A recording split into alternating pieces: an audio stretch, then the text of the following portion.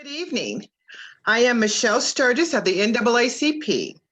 On behalf of the League of Women Voters, the NAACP, and the News Gazette, I welcome you to tonight's candidate forum. Tonight's forum is for Urbana Alderman Ward 6. Because of the COVID-19 pandemic, we are unfortunately not presenting this forum in person. We have received many questions for these forums. Similar questions which have been submitted have been consolidated, and consequently, your question may not be asked in precisely the way you submitted it. Due to limited time, we may not be able to get to all of the submitted questions. All of the forums, this video will be available on the League's YouTube channel and Facebook page in a few days. You can also find the video at the Nonpartisan Voters Guide at voterchampaign.org. Each form will be linked to the candidate's information, and it will also be broadcast by UPTV. The UPTV schedule is available on the City of Urbana website. I will be the moderator for this forum. The order for candidates is alphabetical. Therefore, William Colebrook will open and Grace Wilkin will be next. Each candidate will be given 2 minutes for an opening statement. I will then ask questions submitted prior to the forum, and candidates will each have 1 minute to answer these questions. At the end, each candidate will have 2 minutes for a closing statement. Candidates will kindly refrain from any negative attacks on the other candidate, will not mention the other candidate by name, and will speak only to what they plan to do if elected to office. Mr. Colebrook,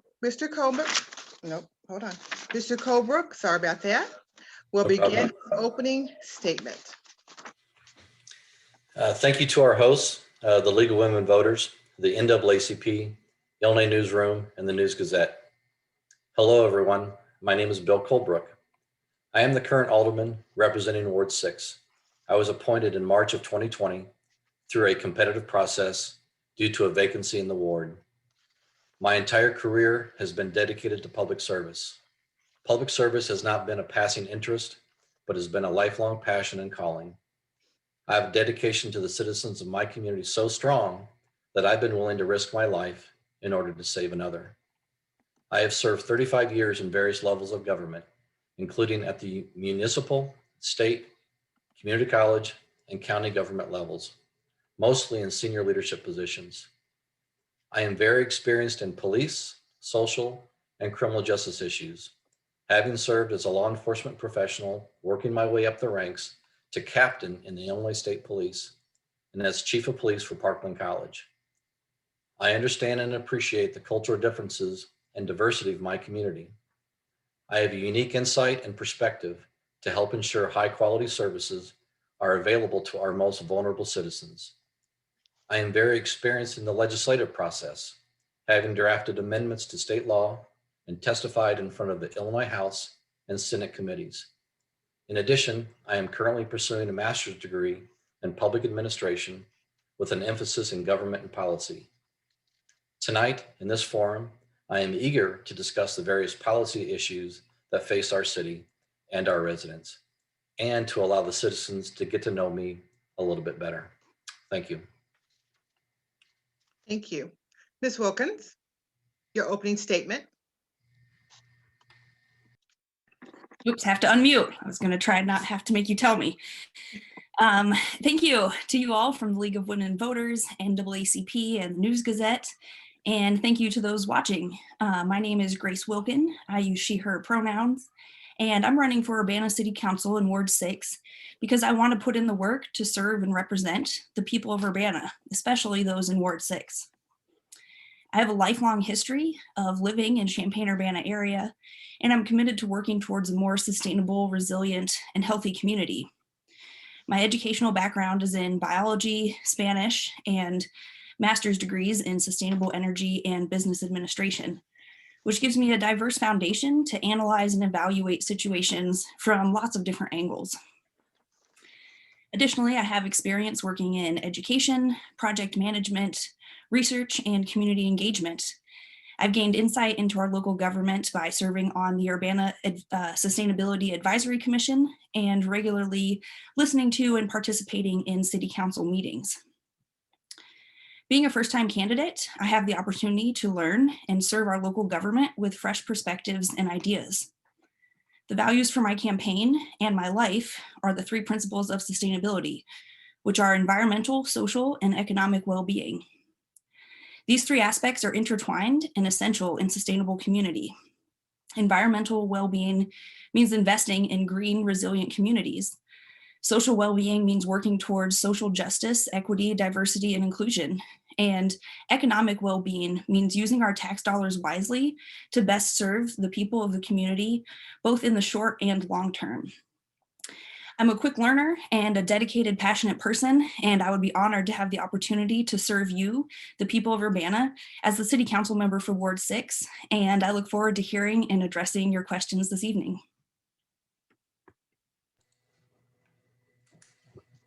Thank you. Next, we will move on to our questions. Mr. Colebrook will answer first, and then Ms. Wilkins, and then we will alternate between the candidates, okay? First question. Why is the city of Urbana important to you? And how will the ward and the city as a whole be better because of your service on the city council? So if you need me to repeat any of the questions, just let me know. No, I'm fine. Why is it important to me? Well, I've lived in Champaign County for many years. We specifically moved to Urbana because we love the diversity and we like the vibrancy of Urbana as opposed to other communities in the county. The county is diverse, just like my family. I've been blessed with a diverse family, having raised kids that have, they identify in different communities. And it's been a blessing for me to be able to serve, on the city council and helping represent the city. Why is it going to be better? Because I'm grounded, because I've got a stable background, because I've got a lifelong history of serving the government. And I understand not only economic issues, but business issues and social issues and police issues that are affecting our city. I believe I've got a very, very good perspective. Thank you. Thank you, Mr. Colebrook. Ms. Wilkins, same question. Why is the city of Urbana important to you? And how will Ward 6 and the city as a whole be better because of your service on the city council? Urbana is important to me, as I said, as a lifelong resident. I first moved to Urbana when I was 4 months old, and I've lived other places and I've lived it in different aspects. I know what it's like growing up in Urbana in poverty and going to Champaign public schools and working in the school system and lots of the aspects of our community. I think that Urbana has a lot of opportunity to be a model and an example for other towns in our area. And I think that we have the opportunity to be really innovative in the ways that we do things and be really proactive in working towards something more sustainable, even better, even more creative for our community.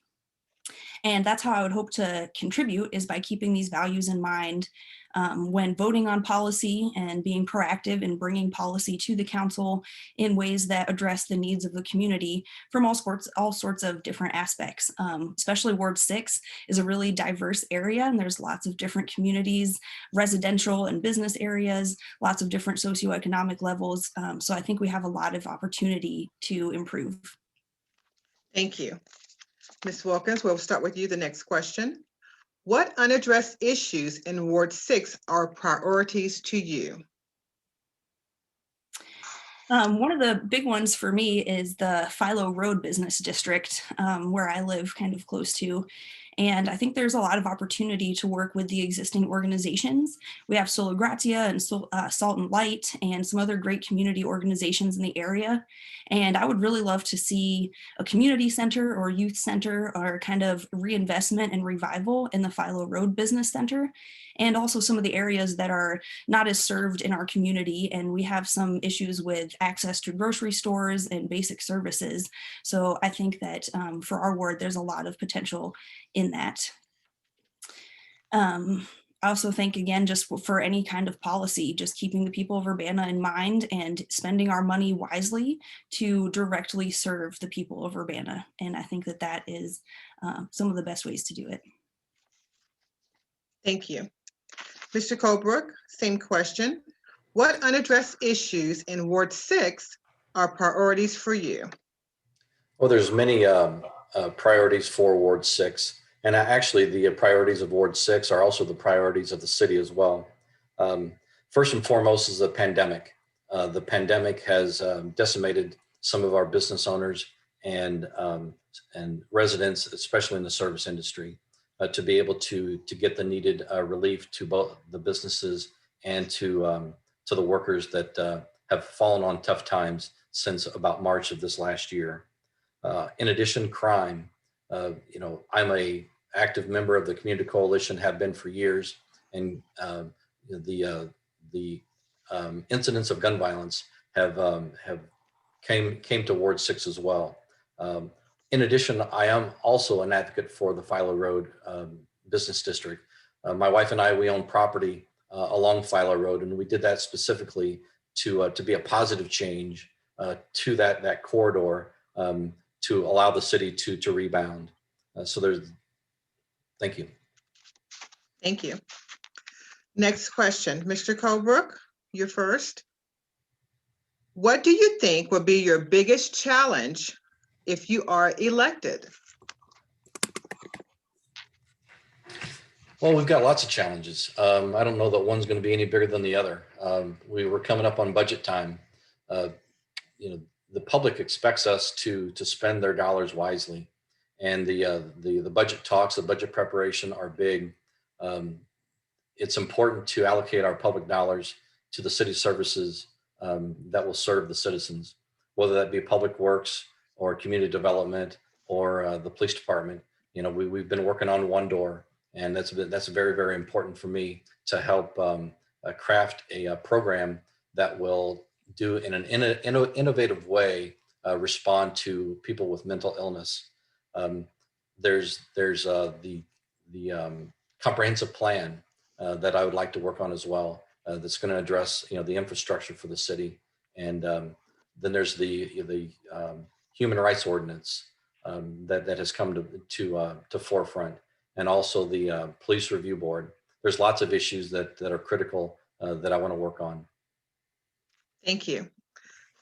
Ms. Wilkins, same question. What do you think will be your biggest challenge if you are elected? Thank you. I'm going to kind of answer this two ways. I think the first one would be for me personally. I have to admit honestly that a big challenge for me would just be a newcomer to the position. So I think just learning the ins and outs of the behind the scenes of the system will be, I wouldn't say a challenge, but a new thing for me to do. But as I said, I'm a quick learner and I would look forward to that kind of challenge. As a whole, I imagine that working through all the levels of city government and organizing all of the different moving parts will be one of the main challenges in affecting change or accomplishing any of the goals. However, I have experience working with diverse stakeholders and through different levels of bureaucratic systems, and I'm confident and excited to address those kinds of challenges as they present, whatever they may be, to accomplish the goals that we need to make an even more sustainable, cohesive, and safe community here. Thank you. Next question, Ms. Wilkins, you're first. If the budget has to be cut due to reduced revenues, where do you think the cut should fall? I think that's a great question. A few off the top of my head, although I have looked through the city budget, but I haven't crunched all the numbers as much as they could be crunched. But I think that some big ones are some unnecessary spending in our budget. A few things would be example like a parking fund, which was taking a few hundreds of thousands of dollars from the city in debt every year and didn't seem to be producing any kind of effective revenue. And we don't have limited parking downtown. So that was something that the council did move into a later item and didn't approve more spending on, which I think was wise. Another one, I do think that we really need to invest more into our community resources and see where they go. Police does have a huge portion of the budget and works towards a responsive kind of system, but not a proactive one that I believe is really preventing those kinds of situations and enhancing our community in a proactive kind of way. Thank you. Same question, Mr. Colebrook. If the budget has to be cut due to reduced revenues, where do you think the cut should fall? Budget cuts are the toughest thing that a public administrator can deal with. I've got lots of experience dealing with budget cuts. Basically, the last 10 years of my state service, the state of Illinois had reduced budgets, and every year we had to come up with to be able to deliver the same service with 3% less every year. And then when I went to Parkland College, there was a budget issue as well. So I'm very experienced in this. There's really no good place to take money from, but I would advocate for possibly, deferring some new facilities or maybe some repairs of some facilities. The infrastructure is there. It's old, but perhaps it would last another year. I do want to address the police reform and the term defunding the police. The police department is not overfunded. Matter of fact, they are woefully underfunded. There's only one community in our area that has less funding per capita than the Urbana Police Department. So the Urbana Police Department does a fantastic job for delivering the high quality services with the money that they have. Thank you. Next question, Mr. Colebrook, you'll be first. This question is like kind of a multi-part, has different layers, so I'll read it off to you. And here we go. There are a number of deteriorated properties in the city. Do you know how the city defines properties and what the city does to deal with them? That's the first part. Second part, are there any designated problem properties in Ward 6? And how can landlords be held accountable for deteriorated properties? And if you need me to read any of that part, I'll do it again. No, I don't think I need you to reread it. I just don't know that I completely understand it.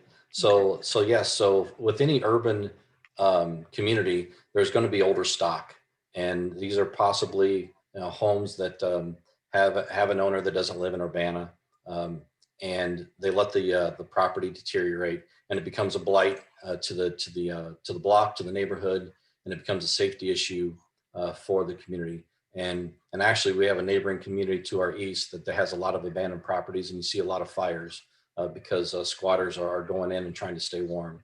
So it is an issue. As far as Ward 6, I don't know that there's a lot of dilapidated or abandoned properties in Ward 6. We have a very, very diverse ward. We've got $1 million homes, and then we also have homes that are a little bit less valuable, but still they're good homes. But I don't know any specific street or block that has blighted or deteriorated properties per se. Okay, thank you. Same question, Ms. Wilkins. I'll read it to you. It's a multi-part question. There are a number of deteriorated properties in the city. Do you know how the city defines problem properties and what the city does to deal with them? Second part, are there any designated problem properties in Ward 6? And how can landlords be held accountable for deteriorated properties? Such a great question. I was trying to finish some thoughts there. So I'm not entirely sure how the city defines problem properties. I do know of some opportunity areas and some other ways that we've looked at kind of food deserts or food apartheid, but I'm not very particular, not very sure about how they define problem properties or if that's the term or definition that's used. But I am really interested in that and looking at land parcels and special use ordinance for the city on vacant lots. And that's something we've talked about in the Urbana Sustainability Advisory Commission, is potentially using some of those green or brownfield lots for things like community gardens or community gathering places. As far as problem properties in Ward 6, I can't think of any in particular, but again, I think the Philo Road Business District has a lot of empty buildings. I'm not sure what condition they're in on the inside, but I think that's a great place of opportunity for properties. And I'm not sure how we hold landlords accountable for deteriorating properties, but I'm interested in looking into it, and especially if there's a particular property that someone has in mind. Thank you. Ms. Wilkins, next question, you're first.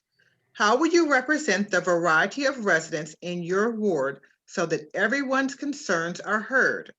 Example, families, students, renters, landlords, homeowners, etc.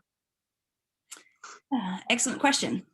I think first would be listening to the public and those different perspectives, and genuinely actively listening, not just passively hearing comments.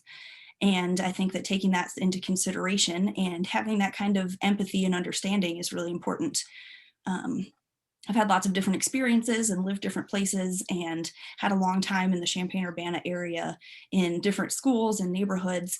And I feel like I have that capacity for empathy from people from all different walks of life.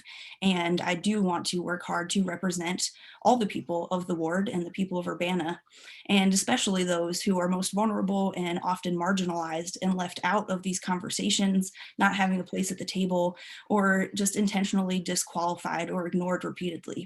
So I think that it's really important. And overall, I guess I can just say that I would take all public comments seriously and input from my constituents, and especially those who are not as often or equally represented. Thank you. Mr. Holbrook, same question. How will you represent the variety of residents in your ward so that everyone's concerns are heard? That includes families, students, renters, landlords, homeowners, etc. I'm going to represent them the same way I've represented them the last year on city council, in the same way I've advocated for citizens my entire adult career. I have been blessed with having several career experiences, and I've had the blessed opportunity to help people that really could not help themselves. Once again, Ward 6 is a very, very diverse community, but there is folks that need a little bit extra boost.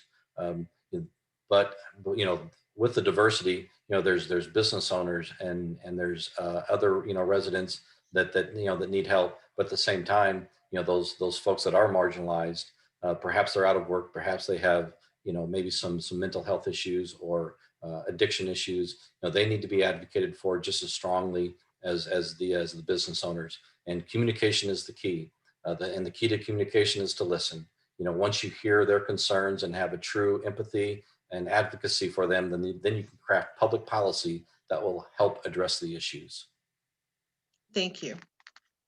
Mr. Colebrook, you're going first again. Yes, you're first. So the next question is, what do you believe should be the balance of power between the mayor's office and the city council? And then the second part of that, how should policies be developed? That's a two-part question. Sure. So the balance of power, I mean, it almost sounds like it's of an imbalance. The mayor is the elected official for the city. She works with a city administrator government, and the council is to advise and to consult as well. So I have a great working relationship with the mayor, as do I believe the remainder of my colleagues on the council. When things come up, city business, she's able to communicate with us, and like I said, we can communicate with her. I do not believe there's an imbalance of power. The city council has just as important role as does the mayor's office. And then as far as policy, it is the city staff's responsibility to initially draft policy with the input of city council and the residents of the city. And it is our job as city council members to study the policy, dig into the policy, critique the policy, and to make sure it serves the residents of the city. Thank you. Ms. Wilkins, same question. What do you believe should be the balance of power between the mayor's office and the city council? Second part of that question, how should policies be developed? For the balance of power, I understand the different dynamics. And when you look at the Urbana city plan or somewhere on the website, it has a power structure, an organizational power structure that says the people of Urbana, the mayor, the city council, all the different departments and commissions. And so, it seems like in my opinion and what the city says, the people of Urbana are at the top of that. So I think that's really the important focus. And as far as the mayor versus city council, I think that there needs to be a balance there and be open input and dialogue. I think that's really important as a scientist to be able to work collaboratively and question each other. We have checks and balance systems in other parts of our government. I think it's important to have that kind of accountability and collaboration on a local level, and that there should be some dialogue and not a one-person decision on things. I think that the point of the city council is to serve and represent the people, and so they have an important input if supposedly the people of Urbana are on top. Thank you. Next question, we'll begin with Ms. Wilkins. What do you think Urbana should do to address issues of racial injustice, specifically civilian review of police? How much power should a review board have? Great questions. I think that the key here is accountability, because I think that that is really the loophole of any structure. If there's no accountability, then whatever policies we put in place are pretty meaningless if there's nothing or no entity there holding these systems accountable for following their own regulations and their own ordinances. So I think that it's important to have very intentional policy in place with our policing, our sentencing, and all of these aspects that have huge, clear racial disparities and are clearly not being held accountable to the standards that they need to be. So I think that having intentional policy and having very intentional accountability is important. And I do think that if the city is going to have a commission for an oversight board, that they do need to have some power and influence. Otherwise, why have that commission in the first place? So I do think that there's a valuable role in those kinds of commissions and making sure that it's public access to accountability for these systems that are supposed to be here to protect us.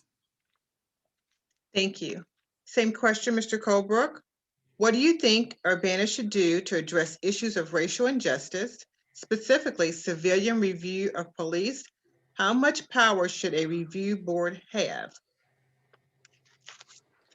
Well, actually, I'm the only one on the city council that has the law enforcement experience. Like I said, I have been a police officer for 35 years. I remember, making traffic stops in 1989 and 1990 as part of the drug interdiction team, and tracking the racial stops that I had, whether they, regardless of what their background was. So I'm very familiar with this. So I do acknowledge that police officers nationwide do sometimes have a racial disparity. There's an issue in Urbana that needs to be addressed, and I think we've been actively addressing it with the policies that we've been helping craft with the police department and the Citizen Police Review Board. I agree with the model that it is now. So internally, if there is a complaint, the leadership of the Urbana Police Department is trained and capable of investigating a complaint against a police officer. If the citizen does not like the response. Thank you. Next question, Mr. Colebrook. Do you think the city should continue the school resource officer program? And then the second part of that question, how should police misconduct be handled? Well, I'll address the first one, the school resource officer. Absolutely, I'm 100% in favor of that. Having served nearly 7 years at Parkland College as the chief of police, I'm now retired from that job, but having served 7 years, we were in essence school resource officers. I'm a huge advocate for school resource officers. I'm a very nice guy, and all my officers were nice as well. And I believe that police officers are value added in a school. It allows positive relationships with school children and the police officers. It gives them a model, it gives them a mentor, gives them an opportunity to see police officers in a positive light. And I will fight hard to keep the school resource officers in our school. I've got 3 teenage boys currently in the Urbana police in the Urbana school system, and I want them to have police officers in those schools. And on the previous question, I addressed the misconduct. I believe it's transparency and to ensure that bad cops are no longer in the police department, because no good cop likes a bad cop. Thank you. Ms. Wilkins, same question. Do you think the city should continue the school resource officer program? And second part of that question, how should police misconduct be handled? Thank you. I would say simply no. I don't think that we need school resource officers in the school setting. I think that it just doesn't have a place in the educational setting. And again, I have worked there for quite a long time and attended schools, our public schools in the community. I think that we could employ a lot of other resources with that same $200,000 a year for just Urbana School District for 2 school resource officers. We could employ more counselors, therapists, more mental health services, family support services. We could have unarmed security and conflict resolution people in the schools. I agree that school safety is a really important issue that needs to be addressed, but I don't think that adding weapons into it and people who are not trained to deal with students and have a history of racial bias and a current evidence of racial bias in our schools don't have a place, and it's not helpful. As far as how police misconduct should be handled, I do think that there needs to be outside accountability. I don't think you can just let someone who's potentially done a wrongdoing handle it themselves.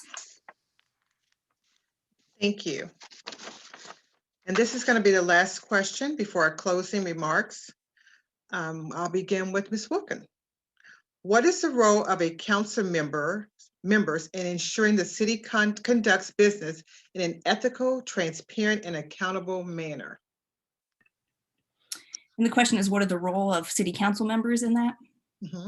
What is the role of a city council member in ensuring the city conducts business in an ethical, transparent, and accountable manner? Thank you.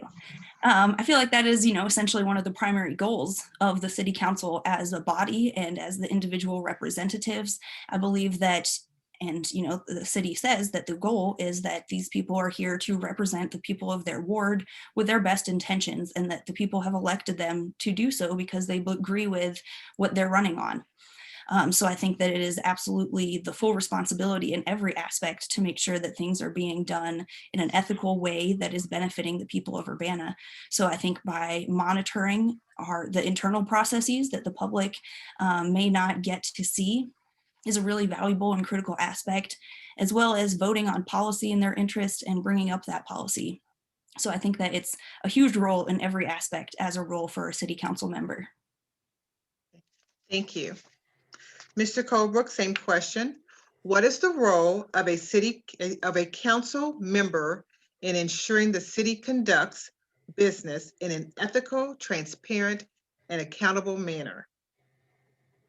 As mentioned before by my opponent, we work for the citizens of Urbana. Council members, our boss is the constituency of the city of our ward.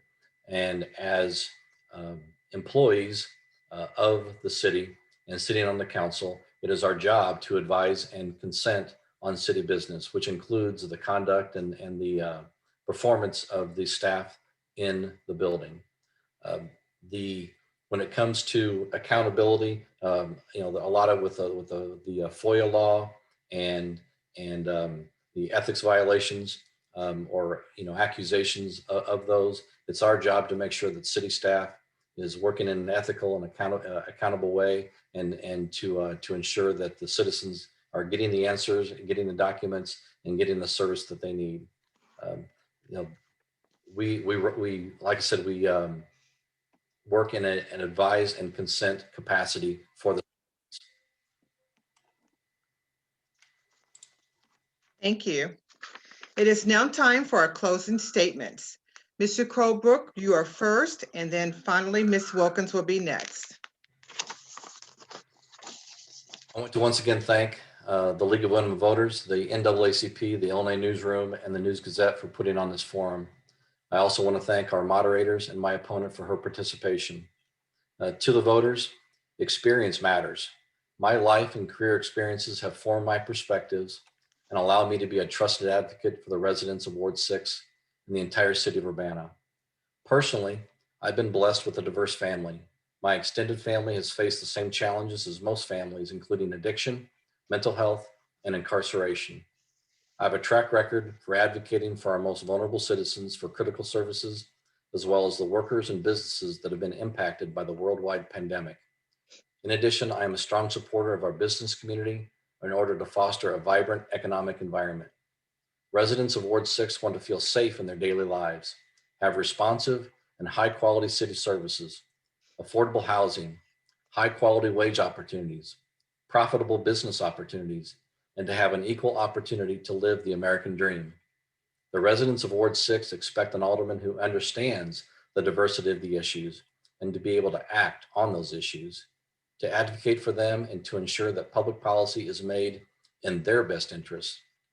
I would like to continue to work with the city staff and residents on the comprehensive plan that will help chart the path for the city on a multitude of issues, including our critical infrastructure like roads, sidewalks, and facilities, to help guide police-related policies to ensure fair and equitable treatment for all of our citizens. In addition, I'd like to continue to work with city staff to crown sound annual budgets while maintaining and enhancing our financial strength. I've dedicated my entire adult life to public service and would be honored to continue service to my community as an alderman representing the citizens of Ward 6. Thank you very much. Thank you, Mr. Crowbrook. Ms. Wilkins, next, your closing statement. Thank you. As a city council member, I would listen to and serve the people of Ward 6 by fostering community engagement and partnerships. I would vote on policy in a way which most benefits the people of Urbana and particularly our ward. And I would proactively bring policies to the city council to meet the needs of the people, especially those who are most vulnerable in our ward. I believe that representation of the people in local government, and that's what I see as the role of city council. And I believe that that role is undermined if a city council member doesn't want to listen to the public or doesn't want to impose on city business. I'm not afraid to ask questions, do the research, and listen to the public to make informed decisions that benefit the people of my ward and all of Urbana. Overall, I think diversity is key. It's essential in societies, biology, and city planning and operations. Healthy, diverse communities are ones that protect and value all community members. Community support is really key also. We can work towards an innovative, inclusive model for community safety, well-being, and sustainability. Particularly in Ward 6, as I've said, I see a lot of potential in reinvestment in the Philo Road Business Center by adding a community awards or youth center and working with the great existing organizations in the area. I love collaborative work and building community, and I'm dedicated to working towards a more sustainable Urbana by focusing on social, environmental, and economic well-being. And in closing, I'd like to say in 2 languages, quiero servir y escuchar a la gente de Urbana y puedo escucharles en su propio idioma para trabajar por una comunidad más sostenible. I want to serve and listen to the people of Urbana and work towards a more sustainable community. So once again, thank you to you all, the League of Women Voters, NAACP, and the media for hosting this event. And thank you for anyone out there watching. And please vote in April because your vote really does matter in these local elections. Thank you, Mr. Crowbrook. Ms. Wilkins, thank you. Thanks again to the League of Women Voters of Champaign County, the NAACP, and the News Gazette for sponsoring this forum. Thank you to our timer, Michelle Cooper, who has kept us on schedule. Once again, a special thanks to Jonah Von Behrens, who put this forum together. Just a reminder, it's not too late to register to vote for the April 6th election. Information is available on the county's clerk's website. Nonpartisan voter information about the candidates is available on votechampaign.org. Please vote by mail, vote early, or vote on April the 6th. Because turnout is expected to be light, please check your polling place for April the 6th. Please vote. Thank you once again, candidates. Have a good night. Thank you. Good night.